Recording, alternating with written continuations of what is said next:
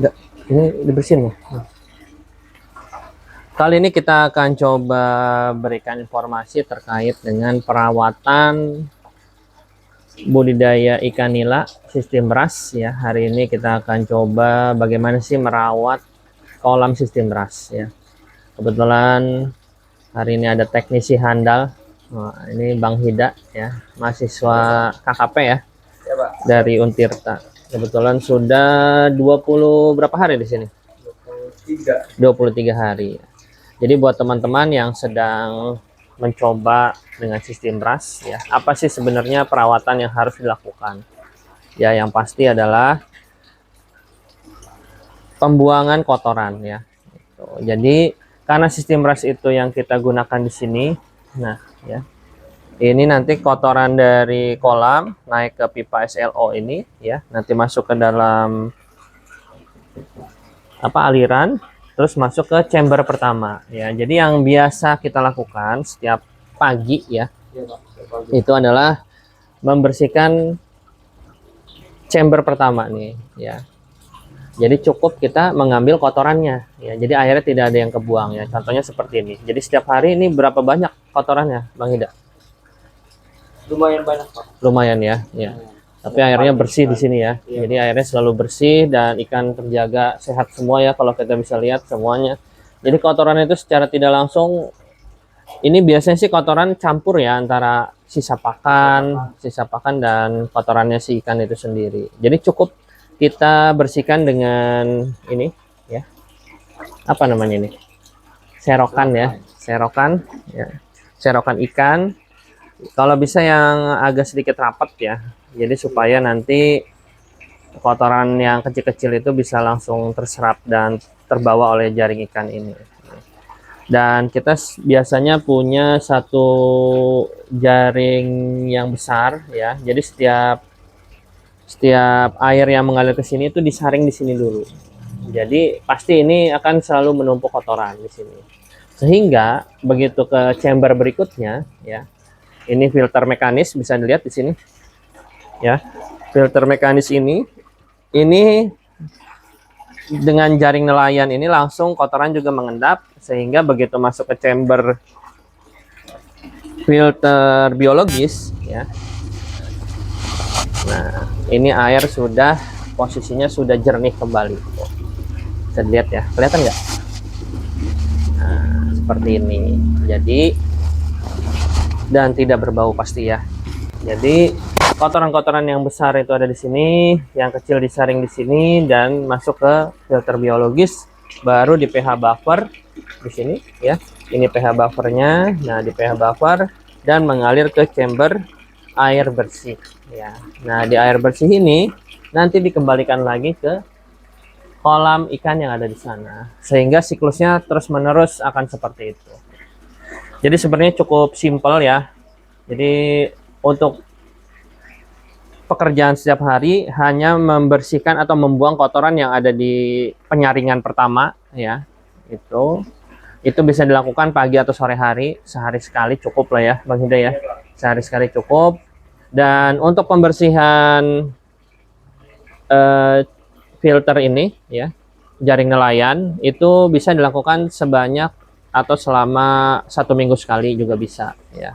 Kalau kita biasanya setiap hari Sabtu, karena kebetulan kita free ya, kita tidak ada pekerjaan lain, jadi fokus hari Sabtu itu adalah pembersihan chamber dari jaring nelayan ini. Kenapa harus dibersihkan? Karena supaya aliran air itu tidak mampet gitu ya. Jadi supaya ke mesin pendorong dari air bersih juga tidak terlalu berat ya. Itu penting. Itu salah satu yang harus dilakukan saat kita berbudidaya ikan, mau ikan apapun itu, dengan sistem RAS ya. Jadi caranya adalah kita harus tahu ketika kondisi ikan ini lebih besar, pastikan pakannya lebih banyak, terus kotoran juga pasti lebih banyak ya. Berarti misalkan tingkat kotorannya ini perlu diambil kotorannya sehari sekali, dan chamber dari si filter mekanisnya ini diambil, misalkan dibersihkan seminggu 2 kali, itu juga bisa. Jadi tergantung sikon, kita bisa melihat dan kotorannya seperti apa ya. Nah, untuk alirannya Ini bisa teman-teman lihat. Coba kesini nih. Ya, ikan bisa lihat. Ini kita kapasitas sekitar 500 ekor ya. Ya walaupun terlihatnya berwarna coklat, tapi kalau sisi airnya ini bersih ya, tetap bersih. Karena lumut di dalam sudah lumayan banyak. Nah, tadi yang sudah disampaikan bahwa bagaimana sih alur dari si kotoran ini bisa cepat sekali gitu ya naik ke dalam pipa SLO. Yang paling utama adalah karena dari pipa ini. Ini pipa SLO-nya ya. Nah, ini kita buat air terjun seperti ya, jadi teman-teman juga bisa membuat alternatif ya. Karena kalau bisa dilihat oksigen yang ada di air itu sangat kecil ya. Tidak terlalu besar, apalagi yang ini, kecil banget. Nah, itu bisa dibantu dengan dibuatkannya seperti waterfall ya. Ya, air terjun buatan. Jadi seolah-olah ikan itu senang seperti ini kan. Nah, gitu. Jadi setelah air masuk, terus nanti air akan naik ke dalam pipa SLO dan begitu juga kotorannya, ya. Setelah itu air akan mengalir ke dalam pipa yang menghubungkan ke dalam chamber utama seperti itu. Jadi cukup simpel sebenarnya ya. Bang Hida, gimana? Kira-kira tertarik nggak? Ini kan Bang Hida dari jurusan agro ya, lebih banyaknya di pertanian ya, di tanaman. Gimana kalau buat budidaya ikan, tertarik nggak Bang Hida? Sangat tertarik, Pak. Ya, kenapa itu kira-kira? Karena dengan sistem ras itu ikannya juga lebih sehat, Lebih sehat ya, terus bisa kondisi airnya juga tidak bau. tidak bau ya, seperti itu. Karena memang sangat cocok sekali untuk perikanan khususnya di perkotaan ya. Ya. Konsep urban farming ini sangat cocok ya. Kita bisa lihat ini kotoran ikan yang sudah kita saring tadi ya, ini ya. Ini tidak berbau sama sekali ya, Bang Ida ya. Tidak berbau sama sekali. Ini bisa kita manfaatkan untuk pupuk organik nanti. Biasanya kami untuk campur apa? Jadi setelah kangkung kita panen, kita tambahkan pupuk organik lagi ya dari kotoran ikan, dan ini sudah karena tidak berbau ya, berarti kan sudah apa ya, sudah terfermentasi lah gitu. Jadi bisa langsung dimanfaatkan untuk pupuk organik yang ada di tanaman-tanaman kita. Jadi kebetulan ini kita bisa campur untuk cabai, tomat ya, kangkung, kebetulan kita nanam kangkung untuk itu ya. Jadi sangat efisien kalau menurut kami ya, pengalaman di budidaya ikan sistem ras ini ya. Yang pasti tidak ribet dan tidak berbau yang menyengat ya. Bahkan tidak bau sama sekali ya kotorannya ya. Iya, Pak. Ini. Jadi kotorannya sudah langsung seperti ini bentuknya. Ya. Biasanya dia menggumpal. Ini kayaknya mending disemprot deh. Semprot aja itu. Ya, seperti ini. Nanti yang di bagian penyaring bawahnya itu dibersihin juga gitu. Jadi cukup simple, dan teman-teman juga mungkin yang aktivitas sehari-hari tidak hanya berbudidaya ikan atau sambil bekerja. Kebetulan kalau saya sambil bekerja ya, saya juga masih aktif di pendidikan. Jadi akhirnya ya kalau untuk setiap hari Senin sampai Jumat saya fokus bekerja sebenarnya gitu. Jadi untuk teman-teman yang memang pekerjaannya tidak bisa on time di tempat gitu kan, nah ini bisa cocok ya, bisa sangat cocok. Jadi bisa kita tinggal kita pasang misalkan CCTV ya, seperti itu. Kita pantau pergerakan dari aktivitas ikan juga bisa. Atau bisa kita kontrol melalui IoT juga bisa. Kebetulan kita pasang ya. Jadi untuk pengaliran air juga bisa kita kontrol semuanya. Jadi cukup simpel. Dan kebetulan untuk pemberian pakan kita itu sehari 2 kali ya. Sehari 2 kali. Jadi cukup pagi jam 6:30 sebelum kita berangkat kerja. Kebetulan di kantor kami masuk jam 7:30 sampai jam 8 ya. Jadi 6:30 udah kita bisa berikan pakan.